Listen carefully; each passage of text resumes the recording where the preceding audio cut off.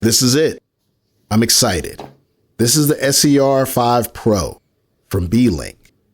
This configuration comes with an AMD Ryzen 5 5600H, 16 gigs of RAM, and a 500 gig M.2.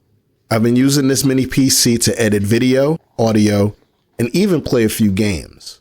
The SER5 Pro has amazing performance for a PC that fits in the palm of your hands. It's small and quiet for podcast audio recording. You can use it as a media player or a gaming device for mid-tier and older AAA games. The SER5 Pro 5600H has been replaced by a newer version, but it's still a great mini PC. If you're looking for a good mini PC, priced in the mid-sub 500 range, try this one out. I'm still testing things out, so if you guys have any questions, post them in the comments below.